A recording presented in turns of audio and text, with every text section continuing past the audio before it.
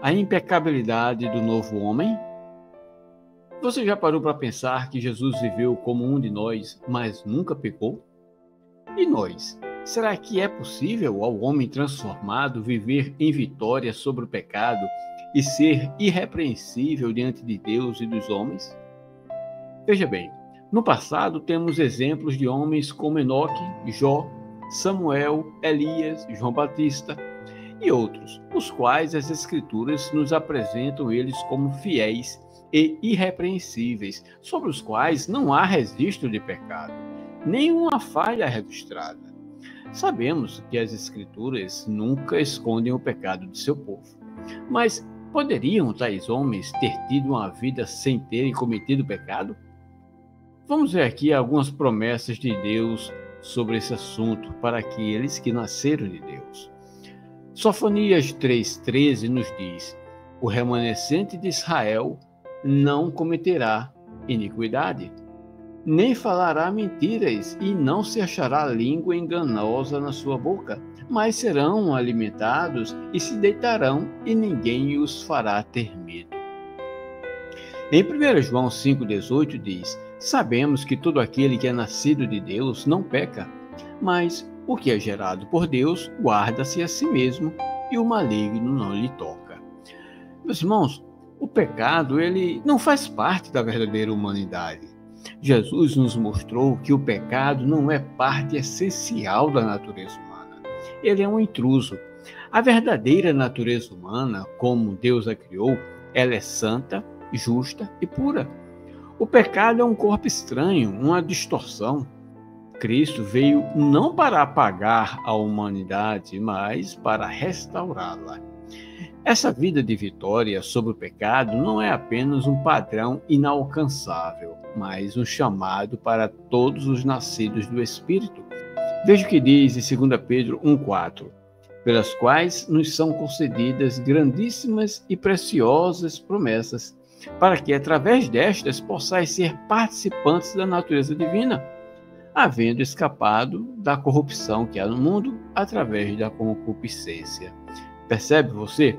É pela fé que tanto o fraco quanto o forte são unidos verdadeiramente a Cristo, sendo seus corações purificados igualmente diante de Deus. Todo crente sincero é justificado por sua fé, e essa fé opera em favor da santidade, gerando frutos na alma que nenhuma outra virtude é capaz de produzir. Por meio das preciosas promessas, como diz aí, nos tornamos participantes da natureza divina. E em Cristo encontramos a plenitude do perdão, da paz, da graça e do conhecimento. Novos princípios são implantados em nós pelo Espírito Santo, renovando o nosso interior e moldando-nos à imagem de Cristo. 1 João 3,6 nos diz: qualquer que permanece nele não peca. Em 1 João 3,9 diz: aquele que é nascido de Deus não comete pecado, porque a semente de Deus permanece nele. Judas 1,24: aquele que é poderoso para vos guardar de tropeçar e apresentar-vos irrepreensíveis diante da sua glória. Em Efésios 1,4 diz: nos elegeu antes da fundação do mundo, para que fôssemos santos e irrepreensíveis diante dele. Em Colossenses 1,22 está escrito que Cristo nos reconciliou no corpo da sua carne, pela morte, para nos apresentar santos, irrepreensíveis e inculpáveis diante de Deus. A questão é o seguinte: se há promessas para que o povo de Deus viva em santidade e sem culpa diante do Senhor, o que podemos dizer de profetas e outros homens que viveram ainda sob a antiga aliança? Teriam eles também experimentado uma vida sem pecado?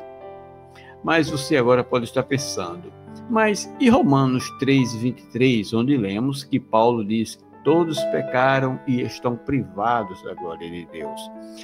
Eu pergunto: será que Paulo não estaria tratando da humanidade de modo coletivo, sem se deter em casos individuais que pela graça de Deus viveram de modo irrepreensível? Vejamos agora Hebreus 9, verso 26, Cristo como nosso sumo sacerdote perfeito. O texto diz que agora, no fim do mundo, uma vez se manifestou para aniquilar o pecado pelo sacrifício de si mesmo. Ou seja, Cristo se manifestou uma única vez, por todas, para aniquilar o pecado. Jesus ele não precisou oferecer sacrifício por si mesmo. Toda sua obra foi dedicada a nós. Agora percebe que ele não apenas carregou o pecado, mas ele o eliminou, ele o aniquilou e agora nos dá livre acesso ao Pai. Então Jesus é o novo Adão. Em Jesus vemos a humanidade como Deus sempre quis que fosse, plena, obediente, sensível, cheia de graça e verdade. Ele é o novo Adão, o modelo da nova criação. Ele viveu como todos nós deveríamos viver e hoje ele nos dá forças vivendo em nós por seu Espírito. Então, meus irmãos, o novo nascimento ele é essencial.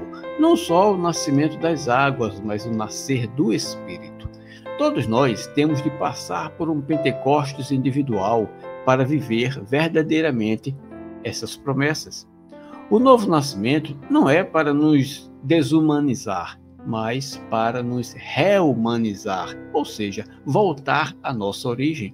Cristo veio não para nos tirar do que é ser humano, mas para nos livrar do que nos desumaniza, que é o pecado. Jesus não só venceu o pecado, ele nunca o acolheu, ele nunca teve desejos, nem motivos, nem ações. Ele mesmo disse: quem dentre vós me convence de pecado? João 8,46. Ele é o nosso sumo sacerdote, nosso exemplo, nossa esperança. É por meio dele que também podemos viver como filhos de Deus, santos e irrepreensíveis. Então, quando olhamos para Cristo, vemos o que fomos criados para ser. Nós vemos em Cristo que descobrimos que o pecado não nos define. Em Cristo, nós podemos ter comunhão com o Pai através do Espírito e podemos viver uma nova vida, livre da escravidão do pecado. Pense nisso e que Deus nos abençoe hoje e sempre. Amém.